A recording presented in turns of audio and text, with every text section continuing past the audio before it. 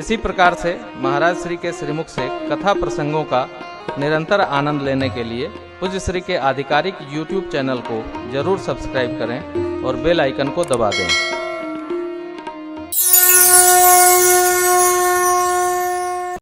लक्ष्मण जी को ध्यान में रखते हुए नहीं, मिथिला वासियों को ध्यान में रखते हुए गुरुदेव विश्वामित्र जी कहते हैं, जाय देख या बहु नगर सुख निधान दो भाई, करहु सुफल सबके नयन सुंदर बदन अपना दिव्य स्वरूप दर्शन कराकर सबको धन्य धन्य कर दीजिए। गए क्यों? देखिए, बोलने से तो मनुष्य के अंदर के भाव का पता चलता है, परंतु दर्शन करने से मनुष्य के स्वरूप का पता चलता है। रूप माधुरी भी भक्ति में एक अद्भुत अलौकिक सत्ता है, अलौकिक। भगवान मिथिला वासियों को अपने रूप से ही मोहित कर दिए,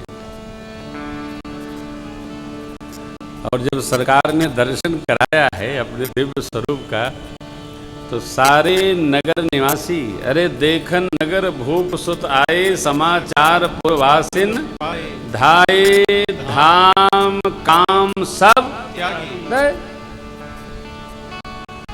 जैसे रंक माने जन्म के दरिद्र को खजाना लूटने को मिल गया हो, ऐसे सब लोग काम छोड़कर दौड़।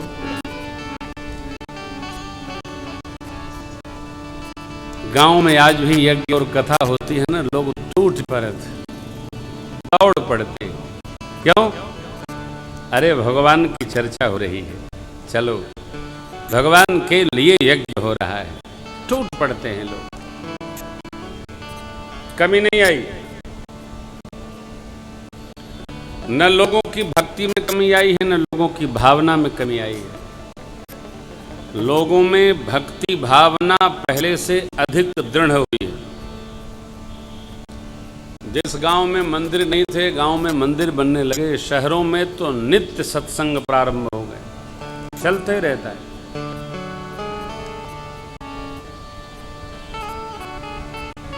अरे महाराज, सब कुछ चल रहा है लेकिन प्रभाव नहीं पड़ रहा है। नहीं, प्रभाव उसी पर नहीं पड़ रहा है जो उल्टा घड़ा हो, इस पर प्रभाव नहीं पड़ रहा है। जो उल्टा घड़ा है उस पर क्या प्रभाव पड़ेगा? हो कई बूंद पानी गिरेगा, रात भर बरसे मेघ, उल्टा घड़ा है, प्रभाव पड़ेगा क्या? अरे हम बहुते कथा सुने, धरो धरो लो, क्या प्रभाव पड़ेगा? प्रभाव पड़ रहा है। इस कलिकाल में भी सत्संग का पूरा प्रभाव पड़ रहा है। पहले तीर्थराज प्रयाग में कल्पवास करने के लिए 1000, 3000, 5000 लोग आते थे। पिछले साल 20,000 लोग कल्पवास किए। प्रयाग में कल्पवास करना, शरीर चला जाएगा, इतनी ठंडी होती है। ऐसा नहीं, सत्संग की महिमा बढ़ी है, सत्संग का प्रसार बढ़ा है। हम कितना पकड़ पाते हैं ये हमको विचार करना है। आप जानते हो ये बढ़ता लगता क्यों नहीं है? क्योंकि सत्संग के व्यवहार का, भाव का, परिणाम का प्रचार करने वाले जो माध्यम हैं वो सत्संग का प्रचार नहीं करते, बल्कि इनकी अंदर व्याप्त अन्यथा बुराइयों का प्रचार करते।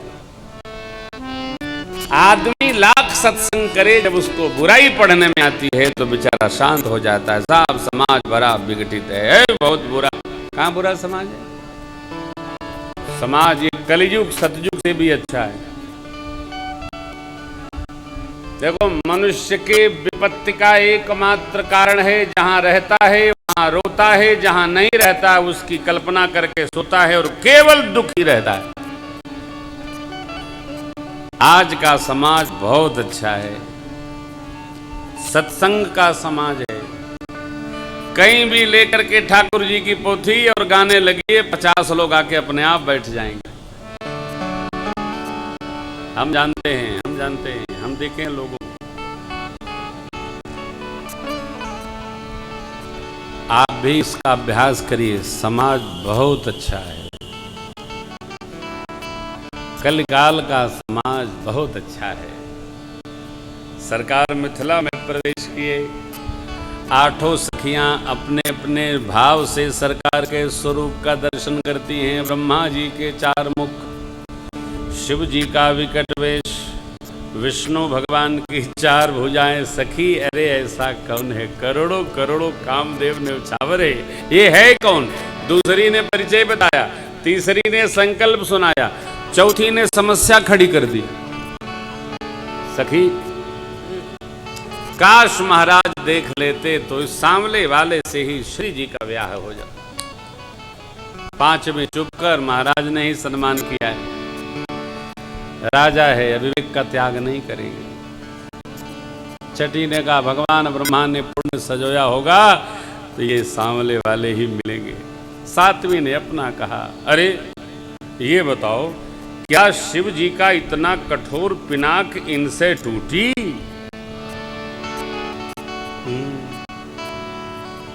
संशय है। 8 सखी 8वीं सखी कहती है, सुन, जिस भगवान ने पिनाक बनाया उसी भगवान ने सियाजू को, उसी भगवान ने सांवले वाले को बनाया। ये देखने में सामान्य छोटे से लगे हैं बड़े वीर। ताड़का को गति दे दिए, अहिल्या मैया का उद्धार कर दिए, और ये धनुष तोड़े बिना रहेंगे नहीं। सखियों ने कहा तुम्हारे मुंह में घी शक्कर का लड्डू, तुम्हारी वाली हो जो कहती हो सत्य हो जाए। देखो, कल्पना मधुर करनी चाहिए, रोने की कल्पना नहीं करनी चाहिए, प्रसन्नता की कल्पना करनी चाहिए। राधास्मरणी पूज्यपाद गुरुदेव भगवान सखियों के भाव का रक्षण करते हुए कहते हैं, सखियां सरकार का दर्शन। दोनों भैया प्रातः विधि से निवृत्त हुए। तत्पश्चात गुरुदेव भगवान शालग्राम नर्मदेश्वर जी की पूजा सेवा करेंगे। इधर पुष्प दल बिल्वपत्र लेने दोनों भाई जनक राज महाराज की योग वाटिका में पधारे। जनक जी की योग वाटिका बड़ी मधुर है, दिव्य है।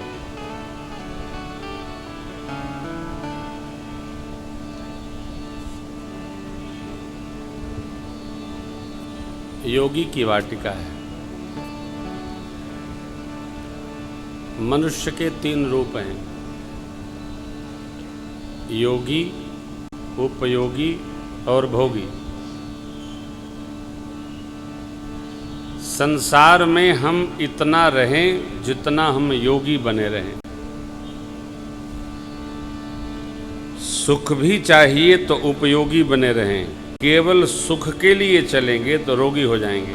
इतना रोग पकड़ लेगा कि निदान भी संभव नहीं। एक हमारे मित्र हैं, एक वैद्य जी के यहाँ गए, वहाँ एक रोगी पहले से बैठा था। वैद्य जी ने पूछा कि आपको क्या समस्या है? बोले महाराज नाड़ी देखिए।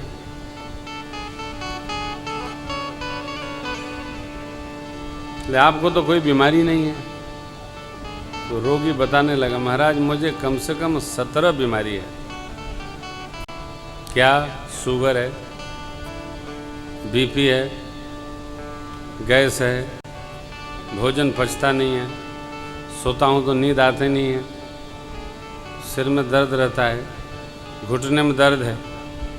तो वैद्य जी बोले, जब मैं कह रहा हूँ आपको कोई बीमारी नहीं है, आप इतना बता रहे हो। बोले महाराज मैंने सुना है आप सब बीमारी ठीक कर देते हैं। तो वैद्य जी ने कहा, बीमारी हो तब ना, आपके पास तो खजाना है, तो हम खजाना थोड़ी ठीक कर देंगे। हम तो एक बुढ़िया आपको देंगे कि ये बीमारी से आपका साथ छूट जाए। वो हंसने लगे। मेरे मित्र सुना रहे थे, देखो शरीर में रुग्णता आए ना, तो इस शरीर को प्रकृति के हवाले करो। जितना हम शरीर को प्रकृति से दूर रखते रहेंगे उतना रोग त्रास देगा। मानस में 3 वाटिकाएं हैं, योग वाटिका, उपयोग वाटिका और भोग वाटिका। तीनों के नाम भी बड़े मधुर हैं।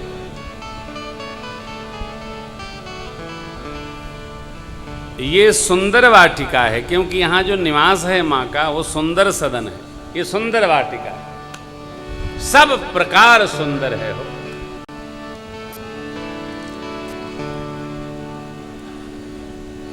इस सुंदर वाटिका में 6 ऋतुओं के पक्षी एक साथ वास करते हैं। सारे वृक्ष नवीन पल्लवों से शोभायमान हैं। सब वृक्ष फलों से लदे हैं। झाड़ पुष्पवान हैं, सुगंधित पुष्प सभी झाड़ों में। ध्यान रखिएगा, घर में कोई ऐसा पौध नहीं लगाना चाहिए जिसमें सुगंधित पुष्प न हो। ये जो गुलाब आप दिख रहे हैं, ये हाइब्राइड है, जो श्री हनुमान जी महाराज के ऊपर दुर्भाग्य से हमने चढ़ा रखा है। ये हाइब्राइड है। ये जो शिव बाबा के ऊपर चढ़ा है, ये तो फ्राइड है। कोई अर्थ नहीं, इन पुष्पों का कोई अर्थ नहीं। देखो, जिस प्रकार नकली वस्तु का कोई अर्थ नहीं होता, उसी प्रकार नकली सामान का कोई अर्थ नहीं। जो बनाएगा वो भी मरेगा, और जो उसको खाएगा वो भी मरेगा। नकली नकली होता है साहब, है। नकल हमेशा की जा सकती है, परंतु बराबरी संभव नहीं। नकली रंग चलने लगा, नकली आदमी चलने लगा हो।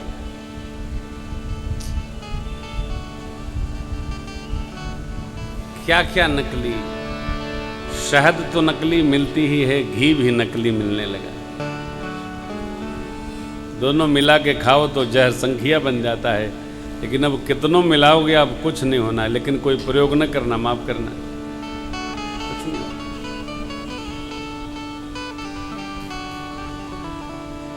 एक कोई कन्हैया का नकल कर गया, भगवान को अंत में उसको मारना ही पड़ा।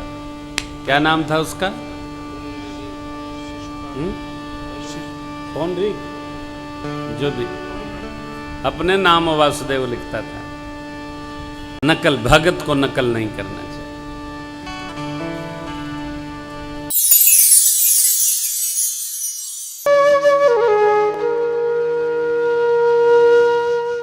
इसी तरह सुनते रहिए, चैनल को सब्सक्राइब करिए, बेल आइकन को दबा दीजिए और पुण्य अर्जन के लिए अपनों में शेयर करिए।